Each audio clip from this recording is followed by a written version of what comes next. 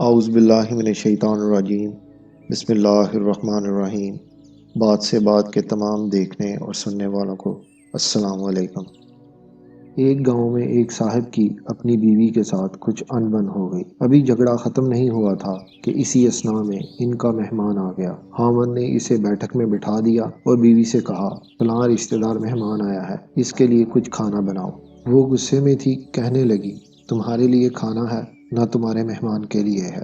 وہ بڑا پریشان ہوا کہ لڑائی تو ہماری اپنی ہے، اگر رشتہ دار کو پتہ چل گیا تو خام خواہ کی باتیں ہوں گی، لہٰذا خاموشی سے آ کر مہمان کے پاس بیٹھ گیا۔ اتنے میں اسے خیال آیا کہ چلو، بیوی اگر روٹی نہیں پکاتی تو سامنے والے ہمارے ہمسائے بہت اچھے ہیں، خاندان والی بات ہے، میں انہیں ایک مہمان کا کھانا پکانے کے لیے کہہ دیتا ہوں۔ چنانچہ وہ ان کے پاس گیا اور کہنے لگا، میری بیوی کی طبیعت خراب ہے، لہٰذا آپ ہمارے مہمان کے لیے کھانا بنا دیجئے۔ انہوں نے کہا، بہت اچھا ہے، جتنے آدمیوں کا کہیں کھانا بنا دیتے ہیں۔ وہ مطمئن ہو کر مہمان کے پاس آ کر بیٹھ گیا کہ مہمان کو کم از کم کھانا تو مل جائے گا، جس سے عزت بھی بچ جائے گی۔ تھوڑی دیر کے بعد مہمان نے کہا، ذرا ٹھنڈا پانی تو لا دیجئے۔ وہ اٹھا کہ گھڑے کا ٹھنڈا پانی لاتا ہوں۔ اندر گیا تو دیکھا کہ بیوی صاحبہ تو زاروں کے تار رو رہی ہیں۔ وہ بڑا حیران ہوا کہ یہ شیرنی اور اس کے آنسو، کہنے لگا، بات کیا ہے؟ اس نے پہلے سے بھی زیادہ رونا شروع کر دیا۔ کہنے لگی، بس مجھے معاف کر دیجئے۔ وہ بھی سمجھ گیا کہ کوئی وجہ ضرور بنی ہے۔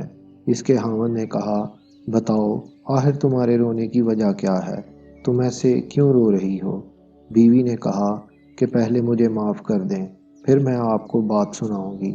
خیر، اس نے کہہ دیا کہ جو لڑائی جھگڑا ہوا ہے میں نے وہ دل سے نکال دیا اور تمہیں معاف کر دیا۔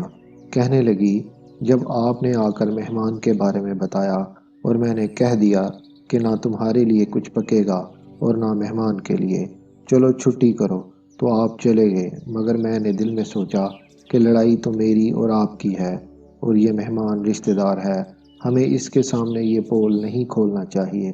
چنانچہ میں اٹھی کہ کھانا بناتی ہوں۔ جب میں باورچی خانے میں گئی تو میں نے دیکھا کہ جس بوری میں ہمارا آٹا پڑا ہوا تھا، ایک سفید ریش آدمی اس بوری میں سے آٹا نکال رہا تھا۔ میں یہ منظر دیکھ کر سہم گئی۔ وہ مجھے کہنے لگا، اے خاتون، پریشان نہ ہو، یہ تمہارے مہمان کا حصہ تھا جو تمہارے آٹے میں شامل تھا۔ اب چونکہ یہ ہمسائے کے گھر میں پکنا ہے، اسی لیے وہی آٹا لینے کے لیے آیا ہوں۔ اس واقعے سے ثابت ہوتا ہے کہ مہمان بعد میں آتا ہے، جبکہ اللہ تعالیٰ اس کا رزق پہلے بھیج دیتا ہے۔ اگر آپ کو ہماری ویڈیو پسند آئی ہے تو اسے لائک کریں، شیئر کریں اور ہمارے چینل کو سبسکرائب کر دیں اور بیل آئیکن کو ضرور پریس کر دیں تاکہ ہماری ہر آنے والی نئی ویڈیو کے نوٹیفیکیشن آپ کو ٹائم پر مل سکیں۔ اپنا اور اپنے گرد و نواح کے لوگوں کا بہت خیال رکھیں۔ آئندہ پھر حاضر ہوں گے ایک نئی ویڈیو کے ساتھ۔ اللہ حافظ۔